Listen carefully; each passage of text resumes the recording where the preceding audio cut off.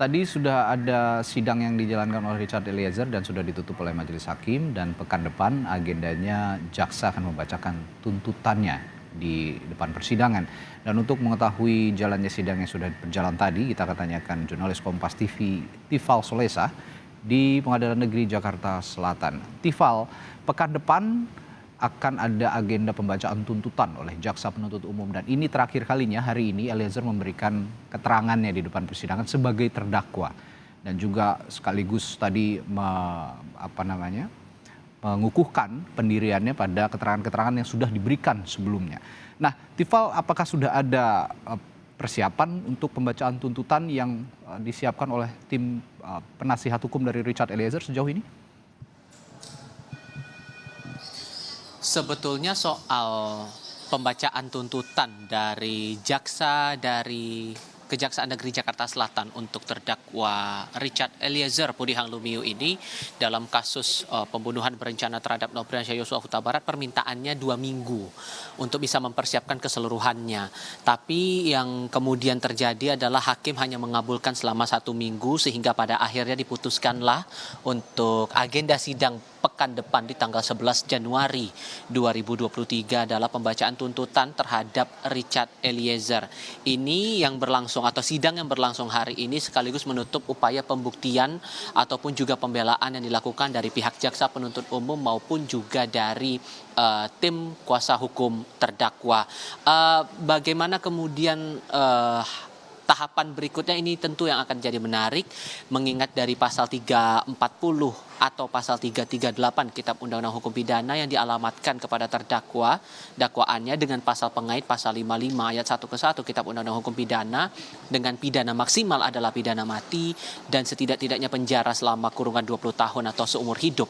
Tentu ini yang akan kita bakal tunggu di pekan depan, sejauh mana seluruh bukti yang dipegang oleh jaksa penuntut umum maupun juga seluruh bukti dan pembelaan yang coba diupayakan oleh terdakwa bersama dengan kuasa hukumnya bisa menjadikan dasar putusan bagi hakim, ataupun setidaknya untuk agenda pekan depan adalah untuk menentukan jumlah ataupun juga besaran dari tuntutan kepada Richard Eliezer. Kita coba ingat lagi dalam proses persidangan yang berlangsung pagi ini hingga siang tadi, poin yang cukup krusial menurut saya ada 2 hal. Pertama, Richard Eliezer saat ditanya oleh tim jaksa penuntut umum maupun juga dipertegas lagi oleh Majelis Hakim Pengadilan Negeri Jakarta Selatan yang dipimpin langsung oleh Wahyu Iman Santosa, menegaskan saat ditanya soal apakah ia menyesal dengan perbuatannya, Eliezer mengaku menyesal atas segala perbuatannya, termasuk dalam hal ini dakwaannya adalah melakukan upaya menghilangkan nyawa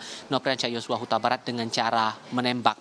Nah, itu poin pertama. Kemudian poin lainnya yang juga dipertegas lagi oleh Richard Eliezer adalah soal perintah yang dikeluarkan atau perintah yang dinyatakan Verdi Sambo di Rumah Saguling kepada Richard Eliezer sebelum akhirnya upaya menghilangkan nyawa terhadap Yosua ini dilakukan di TKP Kompleks Polri Duren 3 Jakarta Selatan.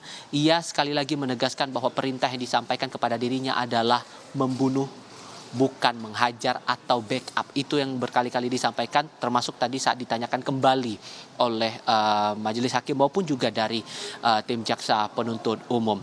Sepanjang persidangan kali ini semuanya ditekankan bahwa gambarannya sebetulnya tidak ada hal yang berbeda signifikan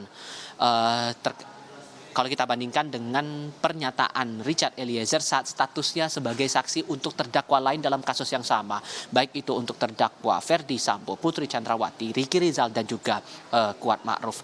Nah, tadi dalam persidangan kita juga lihat di awal dan di akhir proses sidang, Richard Eliezer sempat bertemu dengan kedua orang tuanya, Sunandak Lumiu dan juga Rinneke Pudihang, sempat berpelukan sesaat, tampak ada sisi emosional saat mereka bertemu saat itu. Dan tadi setelah proses sidang, kedua orang tua dari Richard Eliezer mengucapkan terima kasih kepada semua pihak yang ikut membantu proses persidangan dan berjalan secara lancar sampai dengan saat ini, termasuk tadi ada ucapan terima kasih juga kepada Presiden Joko Widodo dari lisan Ibu Richard Eliezer tadi kepada awak media selepas persidangan kali ini. Itu yang saya cermati sepanjang hari ini. Tinggal minggu depan besaran tuntutannya dari jaksa penuntut umum untuk Richard Eliezer ini seperti apa, Radi?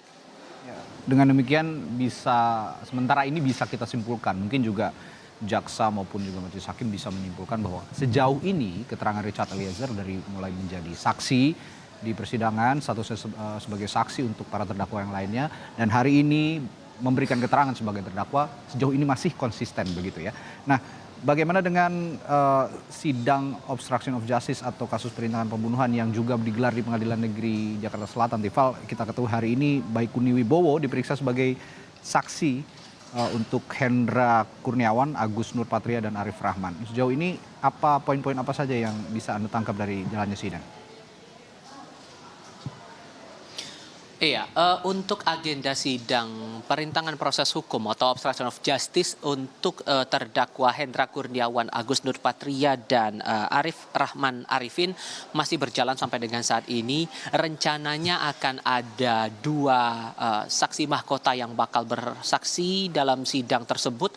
Salah satunya adalah terdakwa untuk kasus yang sama, Verdi Sambo. Nah, saat ini dari keterangan yang kami terima, informasi yang kami terima, termasuk dari pantauan tim liputan kami yang juga masih melihat kondisi di ruang sidang 3 Pengadilan Negeri Jakarta Selatan, bahwa penyampaian keterangan dari saksi mahkota Baikuni Wibowo masih berlanjut sampai dengan saat ini.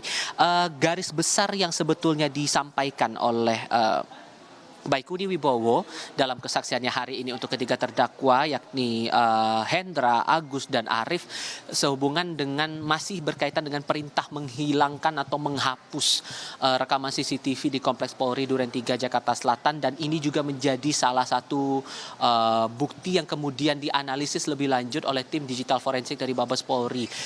Sejauh mana kemudian mereka mengetahui alasan perintah, lalu juga upaya yang mereka lakukan sampai akhirnya rekaman itu hilang saat rekaman dari DVR CCTV di posko pengamanan atau di pos pengamanan Kompleks Polri Duren 3 itu coba diambil dan coba disimpan, disalin, lalu dihilangkan sedemikian rupa oleh para terdakwa, dan perintah untuk mengamankan itu tadi yang kemudian diakui hanya sebatas mengamankan, bukan perintah hapus atau menghilangkan rekaman CCTV ini coba dilakukan oleh para terdakwa. Ini yang coba digali secara garis besarnya begitu. Tapi yang tentu yang bakal menarik nanti adalah keterangan dari saksi mahkota Verdi Sambo, karena ia yang kemudian melakukan ataupun juga disebut dalam dakwaan ini memberikan perintah kepada Hendra Kurniawan untuk mengamankan rekaman CCTV tersebut, sampai diturunkanlah perintah itu kepada sejumlah orang lainnya yang juga yang saat ini berstatus sebagai terdakwa dalam kasus obstruction of justice. Selain dari 2 saksi mahkota itu tadi, rencananya juga bakal ada keterangan satu sama lain yang posisinya akan menjadi saksi. Artinya nanti Hendra Kurniawan bakal menjadi saksi untuk 2 terdakwa lain, begitu pula untuk Agus Nurpatria dan juga Arif Rahman Arifin. Itu untuk satu agenda sidang obstruction of justice. Sementara untuk agenda sidang untuk tema yang sama, obstruction of justice, untuk terdakwa yang lainnya Baikuni Wibowo, Cuk Putranto, dan juga Irfan Widianto, kabar terakhir yang kami terima ini akan diselenggarakan selepas proses sidang Hendra Kurniawan dan kawan-kawan ini selesai dilakukan. Mengingat Baikuni posisinya saat ini masih diperiksa untuk sebagai saksi untuk terdakwa Hendra Kurniawan dan kawan-kawan. Tentu ini menarik untuk kita cermati, dan dinamika ini masih akan kami pantau sampai dengan nanti sidang berakhir sepanjang hari ini, Radi.